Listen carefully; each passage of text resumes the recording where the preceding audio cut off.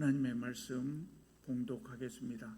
오늘 말씀은 사도행전 18장 18절에서 23절까지입니다. 제가 봉독하겠습니다. 바울은 더 여러 날 머물다가 형제들과 작별하고 배 타고 수리아로 떠나갈새 브리스길라와 아굴라도 함께 하더라. 바울이 일찍이 서원이 있었으므로 겐그레아에서 머리를 깎았더라. 에베소에 와서 그들을 거기 머물게 하고 자기는 회당에 들어가서 유대인과 변론하니 여러 사람이 더 오래 있기를 청하되 허락하지 아니하고 작별하여 이르되 만일 하나님의 뜻이면 너희에게 돌아오리라 하고 배를 타고 에베소를 떠나 가이사랴에 상륙하여 올라가 교회의 안부를 물은 후에 안디옥으로 내려가서 얼마 있다가 떠나 갈라디아와 부르기아 땅을 차례로 다니며 모든 제자를 굳건하게 하니라. 아멘. 지난주에는 사도 바울이 고린도 교회에서 선교 활동을 했던 것에 대해서 말씀드렸습니다. 오늘은 사도 바울이 2차 선교 여행을 떠나고 2차 선교 여행을 마치고 귀갓길에 있었던 일들 몇 가지에 대해서 살펴보려고 합니다. 18절 우리 함께 읽었던 18절을 보면요, 바울이 이제 2차 선교 여행을 떠나고 안디옥으로 돌아갑니다. 그런데 사도행전의 기자인 이 누가가 오늘 줄거리와 별로 관계가 없어 보이는 사건을 짤막하게 한 가지를 추가하고 있습니다. 18절 하반절에요. 뭐라고 그럽니까? 바울이 일찍이 서원이 있었으므로 겐그레아에서 머리를 깎았다.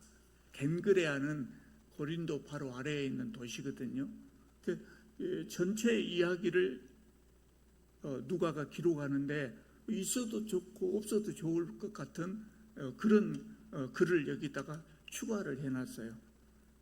바울은 이전에 아마 나실인 서원을 했던 것으로 보여요. 그래서 그것 때문에 머리를 깎은 겁니다. 이 별 의미가 없어 보이는 요 글이 왜 추가가 됐을까요? 우리는 읽어보면 별 의미가 없어 보이지만 사실 제가 전에 말씀드린 대로 성경은요 아주 치밀하게 편집 과정을 거치거든요. 꼭 집어넣어야 될 말만 집어넣는단 말이에요.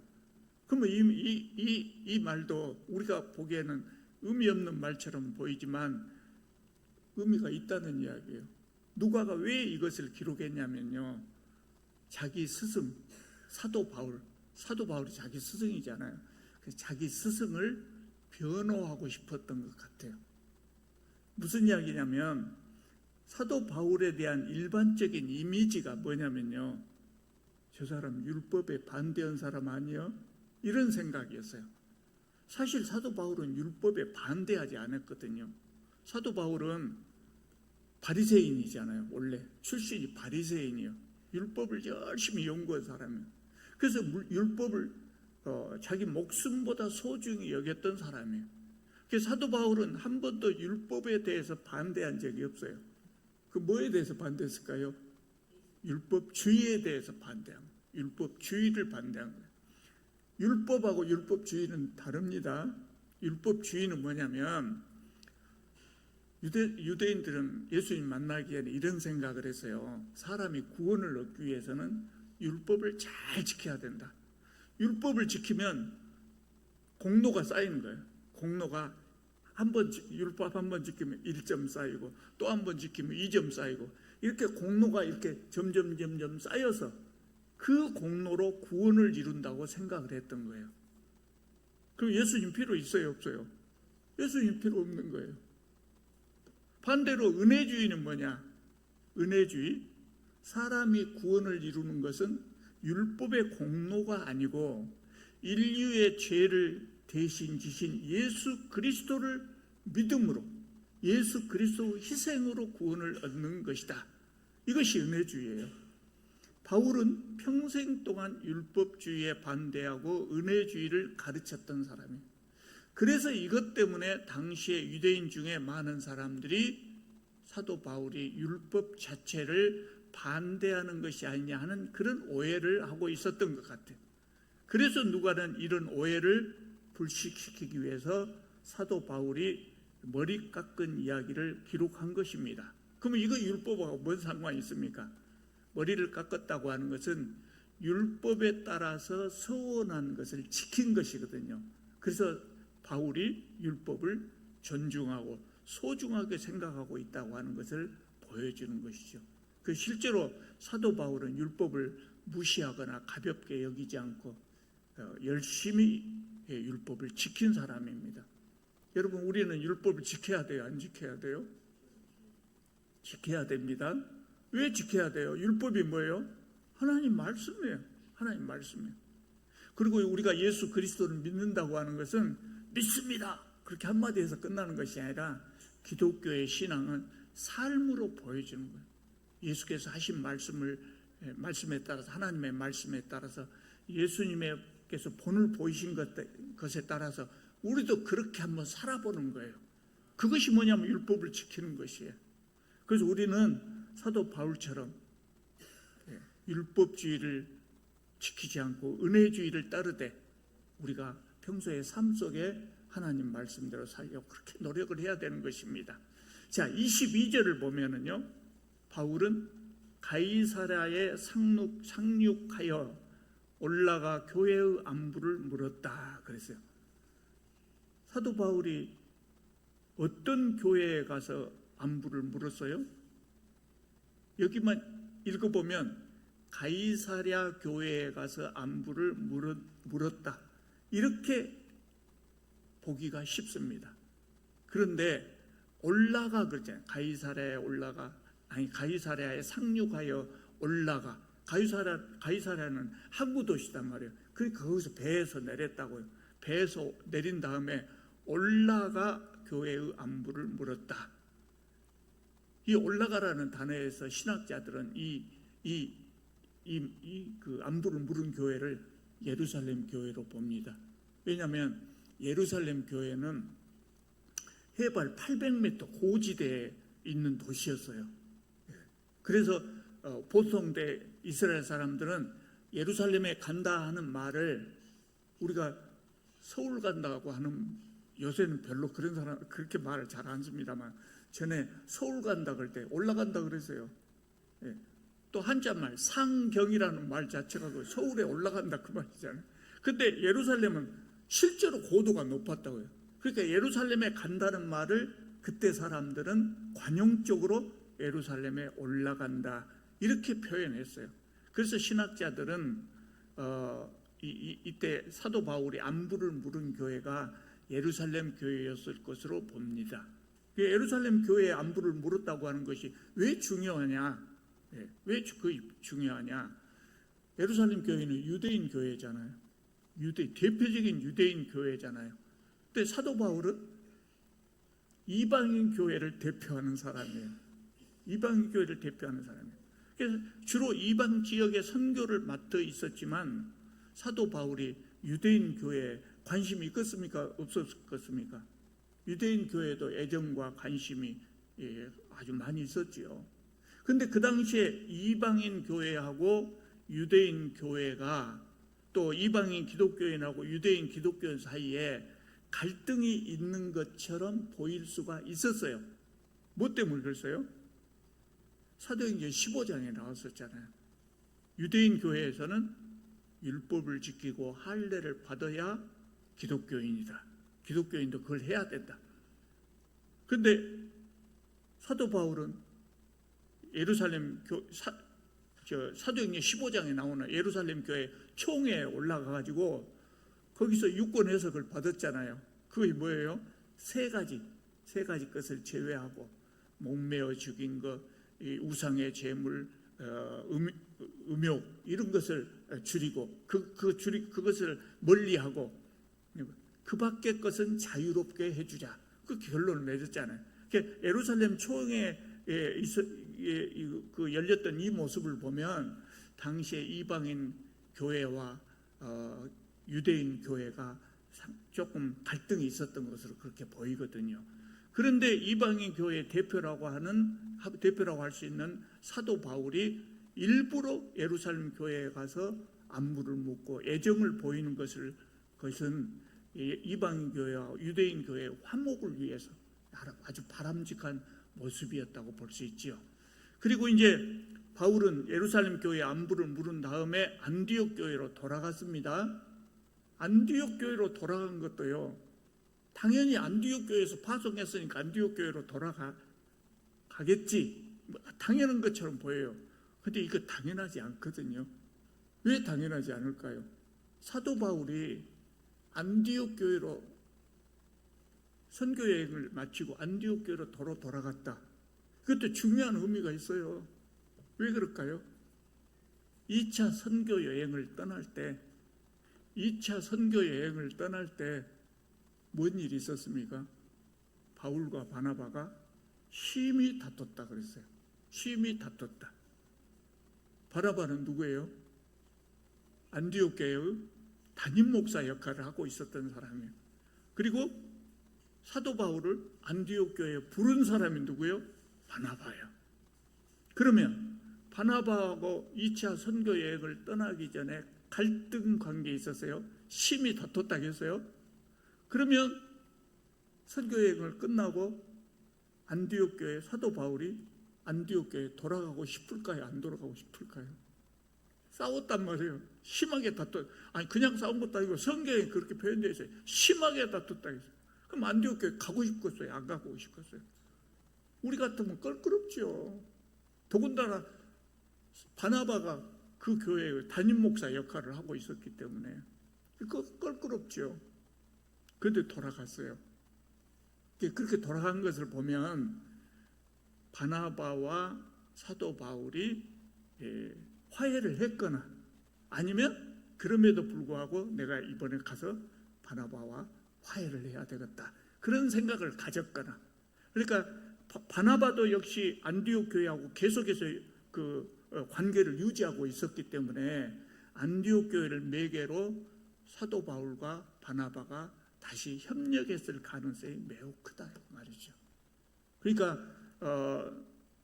하나님의 일을 위해서 서로 의견이 달라서 분란이 좀 있을 수 있었지만 이 안디옥 교회를 매개로 두 사람은 다시 화해하고 협력 관계를 잘 유지한 것으로 보여요.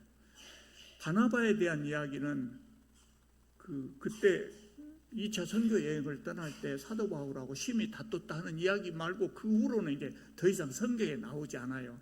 그건 알 수 없지만 사도 바울이 안디옥 교회로 돌아갔다, 이것을 보면 두 사람이 잘 화해를 한 것 같습니다. 여러분, 화해하기가 쉽습니까? 안 쉽습니까? 겁나게 어렵습니다. 겁나게 어려워. 상대방이 먼저 화해하자면 내가 진 것 같고, 내가 먼저 화해하자고 하자니 내가 뭐 아쉬운 것 같고 어색하고 정말 어렵습니다. 그런데 다른 일도 아니고 우리가 교회 일을 하다가 다퉜다 그러면 더 말할 것도 없이 화해해야죠. 교회 일을 하다 다퉜어도 화해하기는 쉽지 않아요. 화해를 해야죠. 화해를 해야 됩니다. 화해하기가 어려우니까 더 좋은 것은 뭐냐면, 화해를 잘하는 것보다 더 좋은 것은 뭐겠습니까? 서로 속상하지 않아요. 서로 다툼이 없어야 된다 그 말이에요. 화해하기가 어려우니까 웬만하면 참고 넘어가야 된다. 정 화해 만나서 화해하기가 어려우면 문자라도 하나 보내면 뭐 풀어지거든요. 저는 늘 교회에서 성도님들에게 늘 제가 드리는 말씀이 뭐냐면, 교회에서 일을 하려고, 교회 일, 하나님의 일을 하고 싸우지 말자. 그럼 그 말이 뭔 말이냐? 하나님 일 하려고 싸우지 말자. 그 말은 뒤집어 보면 싸울 것 같으면 일하지 말아라. 교회 일을 하지 말아라. 싸울 것 같으면 교회 일도 하지 말라고. 안 싸워도 될 정도가 됐을 때 그때 일을 하라. 일 좀 천천히 하면 어쩝니까? 일 좀 못 하면 어쩝니까? 가장 중요한 것은 화목하게 지내는 것이다. 그것을 이제 오늘 이 본문이 사도 바울의 모습에서 이 화해를 보여주는 그런 모습입니다. 23절을 보면은요, 바울이 얼마 있다가 다시 갈라디아와 부르기아 땅을 차례로 다니면서 모든 제자를 굳게 하였다. 그래서 이게 뭔 말이에요? 제3차 전도 여행을 시작했다는, 제3차 전도 여행을 시작했다는 말이에요. 제가 젊어서요, 사도행전을 읽을 때 사도 바울이 세계 선교 여행을 3번 떠났다는 이야기를 들어서 알고 있었거든요. 그 사도행전을 읽으면서 1차 여행, 2차 여행, 3차 여행이 어디서 시작됐는가 이걸 찾아보면서 읽었단 말이에요. 근데 1차 선교 여행, 2차 선교 여행은 금방 찾았어요. 금방 찾기 좋게 기록이 돼 있어요. 근데 3차 전도 여행은 어디서 시작됐는가가 도저히 못 찾겠어요. 도저히 못 찾겠어요. 그래서 봤더니 여기에서요. 22절 한번 봐보세요. 22절. 가이사랴에 상륙하여 올라가 교회의 안부를 물은 후에, 교회의 안부를 물었다. 이제 돌아왔다 이 말이에요. 물은 후에 안디옥으로 내려갔다. 그러니까 2차 선교 여행 끝났잖아요. 그리고 23절 보면 얼마 있다가 떠나 갈라디아와 부르기아 땅을 차례로 다니며, 이것이 3차 전도여행이에요. 그러니까 3차 전도여행은 자 지금부터 3차 여행을 떠납니다 이런 말 없이 22절하고 23절이 문장도 끝나지 않고 연결된 문장으로 이렇게 되어 있단 말이에요. 3차 전도여행이 어디서 시작됐는가가 참 애매했어요. 더군다나 23절 다음에 24절부터는 선교여행하고 3차 선교여행을 쭉 이야기하는 사이에 24절에 뭐가 끼어있냐면 아볼로 이야기가 삽입되어 있어요. 그러니까 3차 전도여행을 갔다고 하는 것을 여기가 시작이라고 하는 것이 얼른 그렇게 읽혀지지 않는 겁니다. 이것이라고 생각하면 됩니다. 거기다 이렇게 표시를 해놓으세요. 3차 전도여행 시작. 그러면 다음에 보기가 쉬울 거예요. 사도 바울은 2차 전도여행에서 돌아온 다음에 안디옥에 오래 머물러 있을 수가 없었던 것 같아요. 왜냐하면 마음이 급한 거죠. 2차 선교여행에서 세웠던 교회들, 그 교회들에 대한 관심, 못 믿음, 잘 성장하고 있을까 이런 생각 때문에 안디옥에 오래 머물러 있지 못했던 것 같아요. 그래서 곧 3차 전도여행을 떠납니다. 그럼 곧이라면 어느 정도로 쉬었냐? 한 몇 달 정도 쉬었던 것 같아요. 1년을 넘기지 못하고 몇 달 쉰 다음에 갈라디아 지방 부르기아 땅을 차례로 다녔다 그랬죠. 여기가 지금의 튀르키예란 말이에요. 2차, 3차 전도여행 때 세웠던 교회들, 거기를 다시 돌아봤다 그랬어요. 그리고 이제 23절에서 3차 전도 여행을 떠났다고 하는 것을 짤막하게 소개한 다음에 바로 이어서 24절부터는 아볼로라는 사람을 소개합니다. 아볼로라는 사람. 근데 아볼로를 이야기할 때 결코 뺄 수가 없는 사람이 또 한 사람이 있는데 누구냐면 브리스길라라고 하는 여인입니다. 사도행전에서는 누가가 초대교회에서 참 열심히 있었던 여성들을 몇 사람을 소개하고 있어요. 몇 사람을 소개하고 있는데 그 중에 단연 두드러지는 사람이 바로 브리스길라입니다. 브리스길라가 어떤 사람이냐면 자기 남편 아굴라와 함께 천막업을 하면서 바울의 전도 활동을 도왔던 사람이거든요. 성경에는 브리스길라의 활약상을 자세하게 기록하고 있지 않아요. 왜냐하면 그때는 남성 중심 사회였기 때문에 여성 지도자의 이야기를 성경에서 자세하게 기록한 것이 일반인에게 받아들여지기 어려웠던 것 같아요. 그래서 누가가 그런 것을 생각하고 브리스길라의 활약상을 자세하게 기록하고 있지 않습니다. 그러나 여러 가지 정황에 비추어 볼 때 브리스길라라고 하는 사람이 초대교회에서 교회의 지도자적인 역할, 요새로 말하자면 목사나 장로와 같은 지도자적인 역할하고 그 위치에 있었을 것으로 추정을 합니다. 왜 그러냐면 첫째는 브리스길라와 아굴라 부부의 이름의 순서입니다. 여러분이 어떤 부부를 소개한다고 하면 누구를 먼저 소개합니까? 당연히 남자부터 소개하죠. 지금은 양성평등이 상당히 진행이 된, 지금도 그렇습니다. 근데 옛날에는 더 말할 것도 없죠. 근데 성경에 이 부부의 이름이 나오는 순서를 보면 성경에 이 두 부부의 이름이 여러 군데 나오거든요. 근데 대부분의 경우가 브리스길라의 이름이 아볼로보다 앞에 나옵니다. 아볼로와 브리스길라 이렇게 소개한 것이 아니라 브리스길라와 아굴라, 브리스길라와 아볼로 이렇게 이름이 비슷하고 헷갈립니다. 아골라입니다. 아골라. 브리스길라와 아골라 이렇게 소개가 되고 있어요. 그러니까 그 말은 무슨 말입니까? 제가 전에 바울과 바나바의 이름 순서를 설명할 때도 제가 말씀드렸죠. 1차 선교여행을 떠날 때는 바나바와 바울 그랬는데 가다가 바울과 바나바로 이름이 바꿔져요. 그러니까 성경에 등장하는 이름의 순서는 아무 의미가 없이 기록한 것이 아닙니다.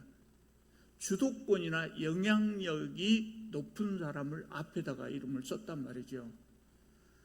그렇기 때문에 브리스길라는 적어도 남편이었던 아굴라보다 교회에 대한 영향력이나 주도권이 적어도 교회 안에서는 더 큰 사람이었을 것으로 추정이 되는 것이죠.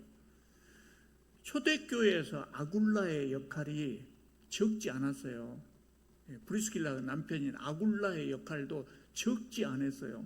교회에서 지도자적인 역할을 했던 사람이란 말이에요.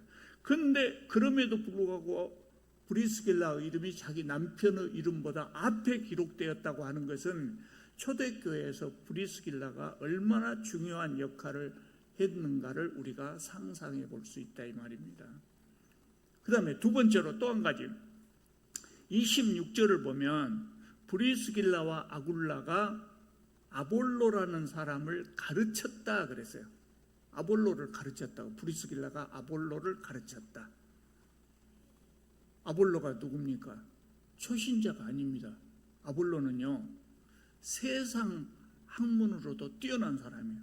학자였고 웅변가였고 토론가였다고 그래요. 요새는 웅변이나 토론이 별 중요하지 않은 시대입니다만 옛날에는 그 중요했단 말이에요. 그뿐만 아니라 24절을 보면 아볼로가 성경에도 능한 사람이었다고 소개하고 있어요.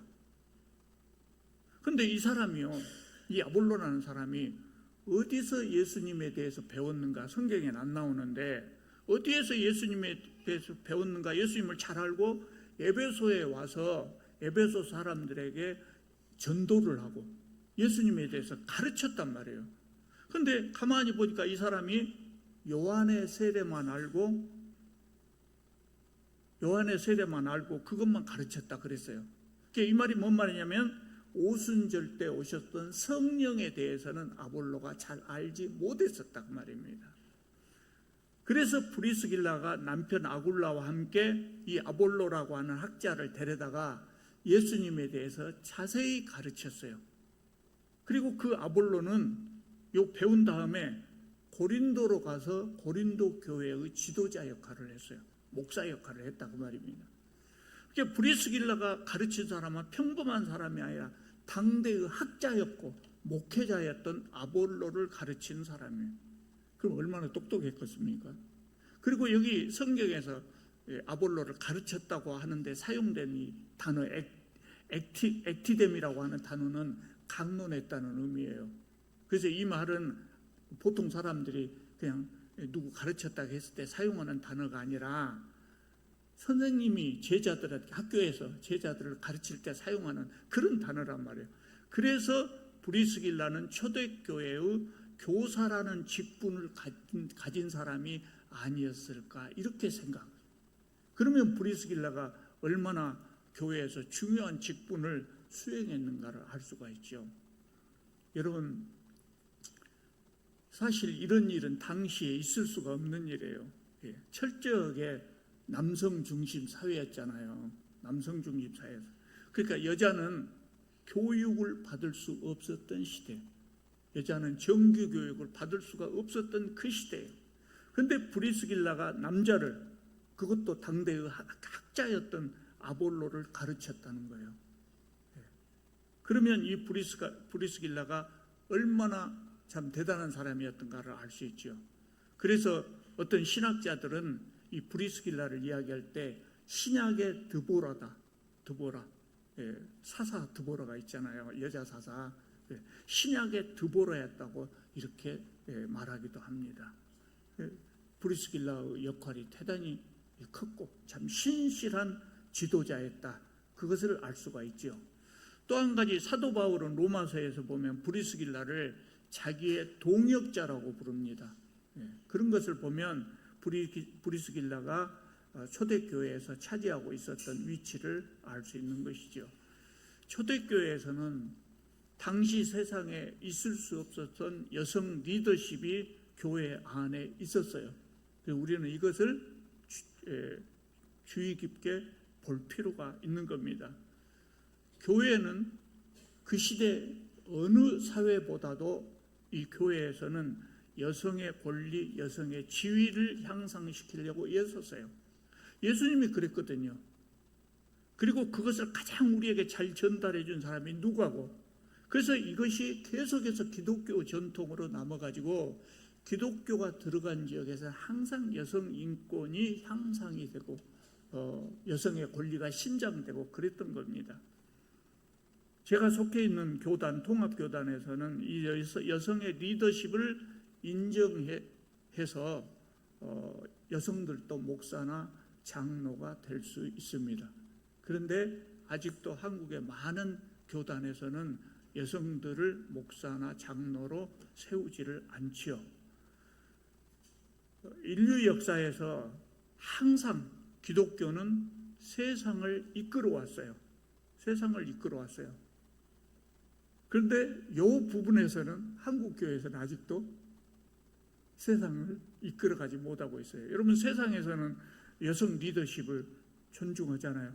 그래서 세계적으로 볼 때 많은 나라에서 여성이 최고의 정치 지도자, 대통령이나 총리직을 수행한 지금도 그런 데가 있고 그런 경우가 많지 않습니까?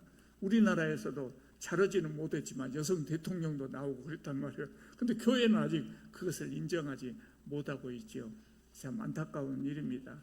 우리 사회에서 여성은 소외되고 서러운 존재였어요. 저도 그것을 잘 인식하지 못하고 있다가 딸을 낳고 보니까 생각이 달라지더라고요. 딸을 낳은 다음에, 아들만 있었을 때 몰랐어요. 근데 딸을 낳은 다음에 이 애가 세상에 나갔을 때, 결혼을 했을 때 서러움을 당하면 어쩔까, 그런 생각이 든 거예요. 성경적 관점에서 볼 때 여성, 남자, 여자, 이렇게 성적인 차별뿐만 아니라 모든 인간에 대한 모든 차별은 정당한 것이 되지 못합니다. 아주 잘못된 것이라고 볼 수 있어요. 그래서 우리는 기독교인으로서 세상에 인간과 인간 사이에 차별이 없도록 평등을 실천해 나가야 됩니다. 우리 교회에서도 앞으로 우리 교회가 부흥하고 많은 청년들도 오고, 그래서 우리 교회에서도 훌륭한 여성 지도자들이 많이 나왔으면 좋겠어요. 자, 오늘 말씀은 여러 가지를 이야기했습니다. 한 가지 주제가 아니라 사도 바울이 2차 선교의 여행에서 귀갓길에 있었던 여러 가지 이야기를 했어요. 그래서 주제가 여러 가지입니다. 바울이 율법을 존중하는 그 마음에 대해서 이야기를 했고, 또 유대인 교회를 사랑하는 바울의 마음, 그리고 여성 리더십에 대해서 이야기를 드렸습니다. 우리도 사도 바울처럼 교회를 정말 사랑하고 또 기쁨으로 하나님의 말씀을 잘 순종할 수 있기를 바랍니다. 기도드리겠습니다.